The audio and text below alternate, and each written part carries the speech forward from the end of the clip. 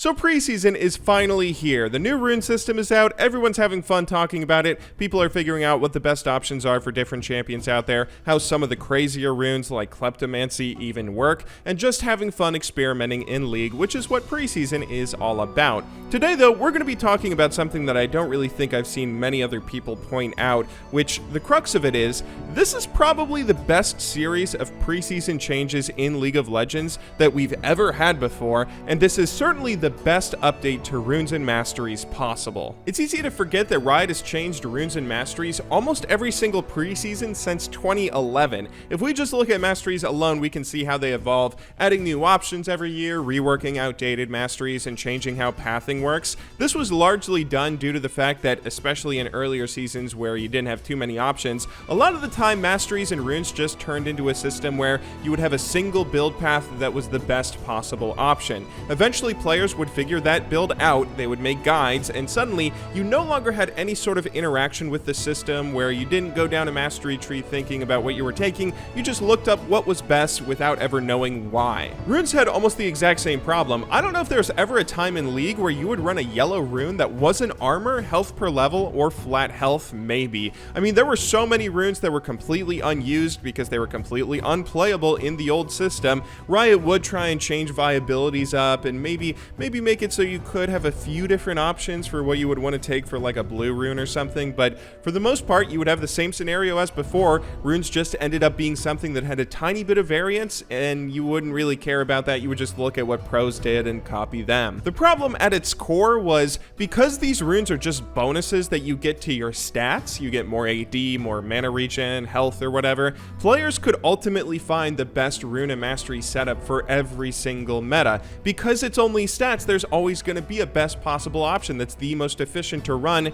in whatever lane you're going down. Armor yellows, for instance, were the best runes to run if you were up against anyone that dealt any amount of physical damage, to a point where even if you were going down mid lane and you were up against a mage who might be auto-attacking you, you still want to take those yellow runes. They were just so efficient and so good, you very rarely took anything else, and there weren't really any other comparable options anyway. At the end of the day, the only thing that could ever possibly make you want to change what runes and masteries you were taking was actually your opponent, not you. If someone you were playing against was full AP and wasn't throwing out auto attacks, you wouldn't run as many armor runes, and that's the only time you change stuff. You wouldn't change things because you wanted to try a different strategy or because you wanted to do something differently. You only did it based off of your opponent. This is what makes the new rune system though so incredible. So let's use Aurelia as an example here. This is a pretty common Aurelia page that I think Wicked first came out with and said after about a day of playing or so that it was one of the better rune setups for Aurelia.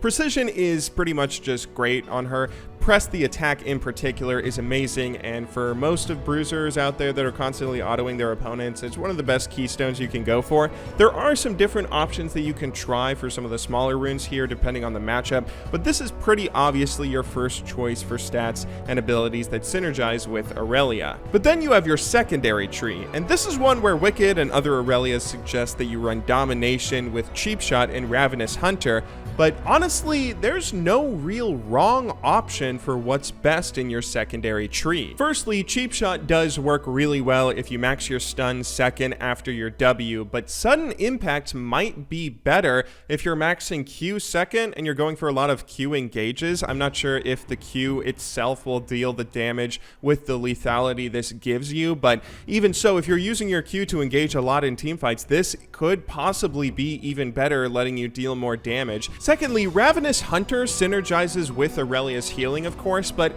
I think they might have actually gotten this one wrong. I tried testing this out in a practice game, and I don't think this works with your activated W firstly. I can't actually be sure because you can only play against one bot in the practice tool, and healing only stacks up to 5% when you only kill one person. So 5% of 26, which is the max healing that you get on your W at rank 5, 5% of 26 is 1.3, so distinguishing between this healing me and just getting natural health regen is almost impossible. I think because your W is still classified as being a part of auto attack, so you don't get any bonus healing from here, it probably would just be negligible healing anyway. This rune does still work on your Q, your E, and your ultimate, but after all is said and done, that healing isn't anything too insane. 15% at maximum stacks, which takes a while to get. You have to kill every single player on the enemy team to get that.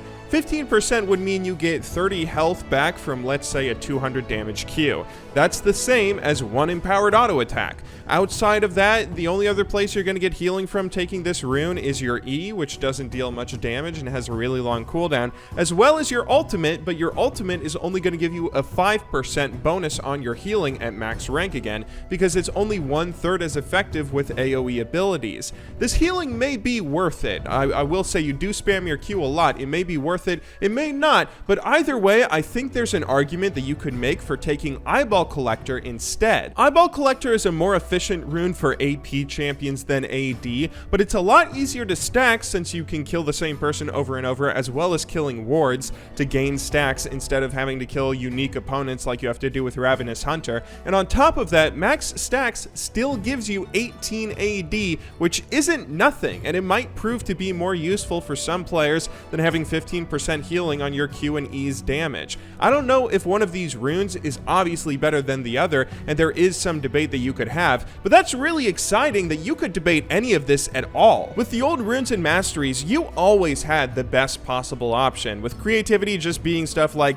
are you going to put 1 point in your healing mastery so you can heal a little bit? And that was the only decision you would make when you were worrying about your masteries or selecting your preset carbon copy rune pages. But now it's not so much about what is the best optimal option, but instead it's, how do you want to play the game? What strategy do you want to go for? What kind of bonuses do you think will help you with the specific way that you want to play? And most of this doesn't even mention that Resolve is arguably just as good, if not a better option for your secondary than Domination is. That's something that you have to make a decision on. Do you want to go for Resolve in your secondary or Domination? Aurelia Carries You says that the best option here is to go for Resolve and then go for Iron Skin, or maybe Mirror Shell if you're up against an AP champion like Singed. But then the second win for your other rune, which is a great rune to use on Aurelia, but even here there's still debate to be had on other options that you might want to go for. Demolish can work really well if you're someone who AFK split pushes a lot. Normally I end up getting between 2 to 3k damage on towers from it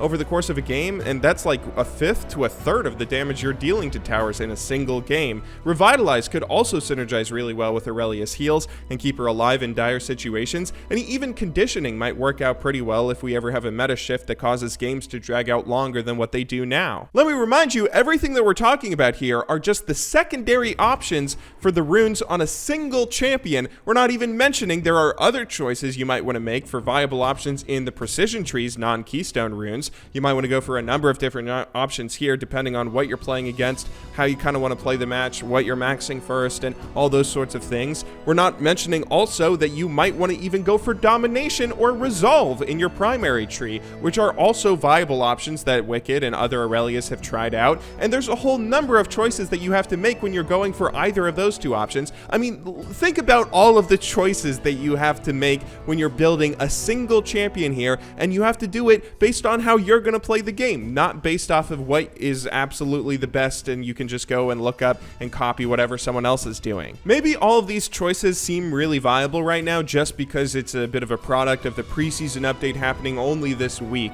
so nobody knows what's best, and we might eventually come to a theoretical best build for every champion the way that we always do after a period of time, but I don't think that that's going to be the case. Now that we're not just choosing between stats and we have to make decisions on unique buffs that will help different areas of the game, I think that this is what Riot has always really wanted, players being able to customize their champions based around their playstyle, not just who they're playing against, not just what the meta calls for. Having to make decisions based around what you want to do and how you want to play the game is really exciting and super fun to do. Time will only tell about all this, but I for one am certainly looking forward to actually having to open up my rune pages and think before I go into a game, and probably also making a bunch of weird builds to make a bunch of stupid goofy YouTube videos. But anyway, I hope you guys all enjoyed watching this video. I hope you're all having fun in the preseason. I'll see you all in tomorrow's video, but until then, thank you very much for watching. Good luck in solo queue and have a wonderful day.